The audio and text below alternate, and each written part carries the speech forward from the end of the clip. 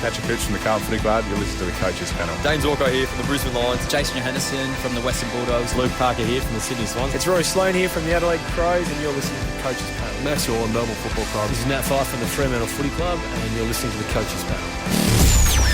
Hello, it's MJ from the Coaches Panel. Number 17 in the 50 most relevant is Geelong Cat Patrick Dangerfield.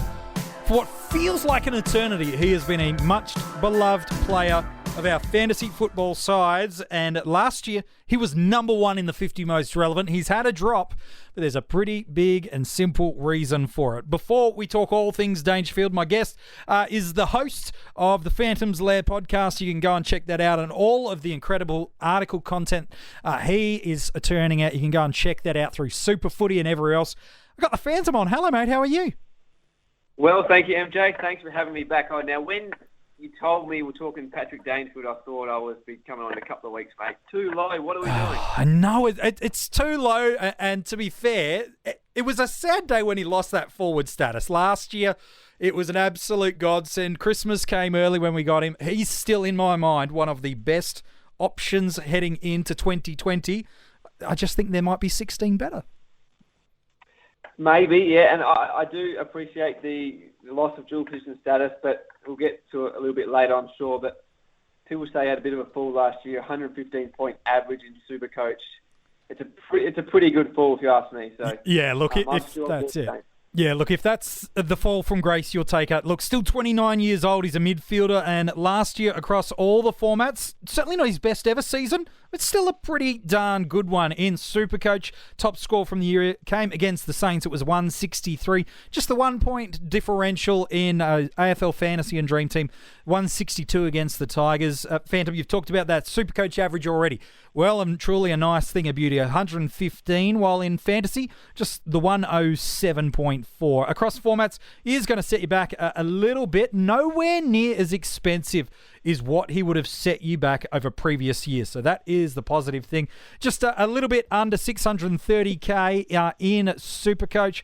And then around about that 700,000 marker in DT, and around about 800K in fantasy. So, look, price range kind of scatters across the formats a little bit. 777,000 in DreamTeam if you want to be very, very specific. But, look, it was a pretty disappointing year, and that's a big call, but disappointing in terms of, for so many years, Phantom, he has led the league in almost everything possible, and yet still, he was ranked second for total inside 50, second for score involvements, fourth for contested possessions across the league, 13th for total possessions, one of the best scorers across all formats of the game. Gosh, we're critical sometimes when a guy pumps out a 115 SuperCoach here and goes, yeah, it was a bad year. Absolutely, and that mark's still the 9th best in the competition, and that figure also accounts for the injury-affected 26 in round 7. So you take that out, it bumps up again, and we know it was a different year at the Cats. With Tim Kelly second year, another big step from him, and Chris Scott needed a marking option inside 50. We know how good Danger's one-on-one at his side. There's probably no harder matchup for defenders. So there's little surprise that Scott used him more inside 50. He had a direct result on Danger's scoring, and you look back, he averaged 27 disposals per game, still at the top end of the competition, but 4 less than in 2016 when he averaged 130, and he's still 3 less than when he averaged 132 in 2017. So didn't get as much of the ball, given what Geelong needed of him. So, we know Tim Kelly's not there this year, and Josh Jenkins arrived as well for Chris Scott to use. So I think he'll bounce back in a big way. Yeah, I think he will. Last year he averaged 27 possessions, going at about 66% efficiency in SuperCoach. That 115 average was comprised of 13 tons. Nice ratio, though, of 8 of those hundreds were 140 plus. He is still very much a captaincy option for us in SuperCoach. Ranked 6th last year for midfielders for total points. Just McRae, Neal, Dunkley, Bontempelli and Treloar scored more points in SuperCoach SuperCoach than him last year, but not by much. While in AFL Fantasy and Dream Team, an average of 106, 14 tons, 6 of those hundreds over 120, including a final round 150 against the Blues. Ranked 13th for total points of all midfielders last year. And you do talk about that game. He was injury impacted in one of those games where I think it was his ankle in the first quarter against Essendon. And then I think he hurt his knee in the second quarter and pretty much from halftime onwards didn't move out of the goal square. Exactly. And people say he might carry on a little bit with injury, but we saw him over here firsthand as well when he was at the Crows. He would play through a lot and he gets banged up. We know that. But he's not one to sit out, so we know he tries to get through. 26 score in round 7. As we said, brought his average down a lot. But you speak about that total average out of all midfielders. He was trumped by some of those younger guys last year. But you look back over the past 3 seasons, home and away matches, Patrick Dangerfield scored 362 more points in SuperCoach than the second-ranked Jack McRae. Lockie Clayton, or the third or fourth, respectively. But if we're talking a little bit bigger sample size, Patrick Dangerfield is by far and away the number 1 midfielder in SuperCoach over the past 3 years. He's absolutely a scoring beast for us. Like, nobody really has the ceiling through the midfield that can even touch him. Like, there's a couple that get close, but back in 2016 against North Melbourne, that 229 back in June in SuperCoach, it was 187 that same game in Dream Team and Fantasy. Like, these are rarefied numbers that players can get to. And what I really love about Danger, there's so much about him, is we talk about that durability, that even though he's not unprone to getting, knocks and battered and bruised, and part of that's just because of the way he chooses to play the game. He has only missed 4 games over the past 5 seasons. So even though he's got a heavily contested style of game, we have a bash and crash footballer that bursts out of stoppages, and he's able to use the ball on the left and the right foot, he still rarely misses. And then on top of that, is his scoring deviation is minimal in contrast to some of our other premiums in losses and wins. Sometimes it's a 30 or 40 point gap between what the average is when they win and what the average when you lose, but not so much for Dangerfield. Just last year, in wins, he averaged 112 in AFL Fantasy and Dream Team. In losses, 94.7. So a bit of a drop away there in Dream Team and Fantasy with just around about the 18 points. But in SuperCoach, it's really quite tight. 117 he averaged in wins, was a 110 in losses. So you're getting probably more in SuperCoach than the other formats, but you get a guy that whether they win or they lose, you can pretty much guarantee you're going to get a 110 average score out of Patrick Dangerfield. Absolutely, and they still want to win, and he wants to win as bad as anyone. We know Geelong have been around the mark last few years, haven't quite taken that next step. He still wants it badly, and with Tim Kelly not there anymore, I think he's going to almost put the onus on himself to lift that midfield up to where it needs to be. So I think I'm big on Paddy Dangerfield. The fan I wrote a couple of weeks ago, my must-have midfielder in 2019 is Patrick Dangerfield. I think he is slightly underpriced after that 115-point season. I'll go back to my 3-year analysis, 124 points per game over the past 3 years. So, MJ, rare. I'm all over. Yeah, and I think that's the big thing, isn't it? Is we are getting him at a price that we haven't got for such a long time. You look at the past 4 or 5 years since he's been at Geelong, it's pretty much his lowest price we're paying for him in AFL Fantasy and Dream Team, and certainly is the lowest we've paid for him since he's gotten to Geelong. And you do raise that interesting point about how Geelong's structure up now with the departure of Tim Kelly, and I'm keen to get your take on it. I'm pretty convinced they go all in with Joel Selwood, hitting the twilight of his career. Gary Ablett is certainly in his final season. Danger himself turns 30 mid-year. Like, with these potentially 3 future Hall of Fame players, yes, I know they've got lots of kids coming, but I think they've just got to go all in one more time, which means he plays mids. What do you think happens with the departure of Kelly? I agree. I think he does spend less time inside 50 than he did last year. Josh Jenkins makes his way over from the Crows, and as well as a fit Esava Radaglia too. So if Chris Scott's going to fit Jenkins, Hawkins and Radaglia in the same forward line, he's got some nice smalls, some pressure forwards to fit around those three guys. I don't think he needs Dangerfield inside 50 as much as he did last year. Couple that with, obviously, Tim Kelly's hole in the midfield. Yes, there's Jack Stephen, who, if he can all going to plan, he helps fill that void too. But I think Danger's the one to really, not replace is the wrong word because he was there anyway. Yeah.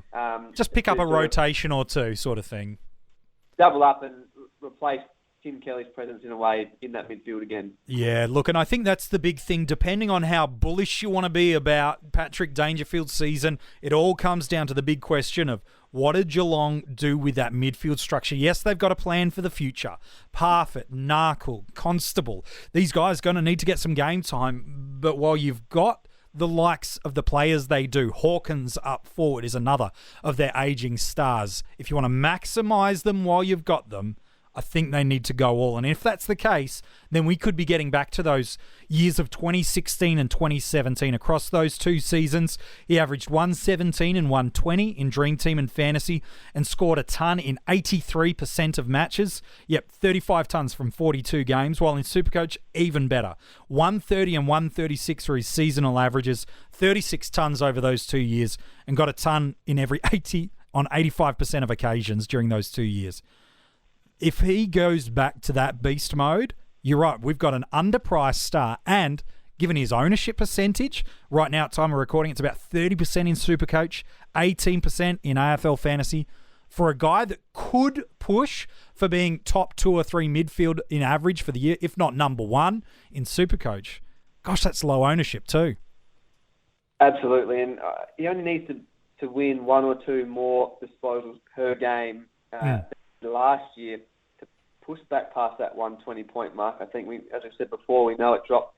It's down 4 disposals per game from that 2016 high. So you speak of being close to number 1. I've got him at number 1. I know some would disagree with that, but I think the role this year, I think he plays 22 games. I think he's even got Jack McRae covered and maybe a slow starting Tom Mitchell. Yeah, no, look, for me right now in SuperCoach, he's one of the first picked for me. I'm really bullish on Patrick Dangerfield. I don't know why you might look... Oh, I do know why you'd look elsewhere, but I'm really like you. I'm convinced he's going to be value for us this year. Nice starting squad. We know he's a captaincy option for us week in, week out. The tag does barely anything to him. And look, the fact he's under 30%, or he is 30% ownership in SuperCoach, yeah, it's pretty rarefied there. And it sounds like for you, he's a starting option there too. Absolutely, could not agree more. Yep, AFL Fantasy and DreamTeam. I understand a little bit more hesitation, given he's only had the just the 2 seasons where he's averaged over 115 across there. But if he gets back to that 2016-17 role, his value, and I would never talk someone out of starting him in those formats as well. Let's talk about where he goes in a draft, though, Phantom. SuperCoach draft. He's a round 1 pick, is he not? He definitely is. So I put my top 50 draft rankings, the early edition of them, at advertiser.com.au a couple of weeks ago. And I had him right at the top. I had him after Lockie Whitfield at number 3. I've got Patrick Dangerfield as the first pick midfielder at 4, just ahead of Jack McRae. Is that too early for you? No, I don't think it's too early for me, but I don't think you probably have to use that pick. I know getting those early selections it's so fascinating. With Whitfield, I agree. I think he's one of the first picked off the draft board. Gawn and Grundy are really strong. What I like about Dangerfield is, and maybe it's my draft strategy this year, is I actually would quite like to be pick 8, 9 or 10 in the draft this year because I can see people going, no, it's McRae's year again, or they buy the hype of Dunkley or Neil, or they want to lock away a Rory, no, maybe not a Rory Leder, a Jake Lloyd out the back, and all of a sudden here I am with pick 8, 9, 10, and I'm watching Patrick Dangerfield slide to me here. Yeah, I agree. I think he's one of the best midfielders of the year, and you probably won't have to use a third selection overall on him, but yeah, I think he's one of the best mids this year, man.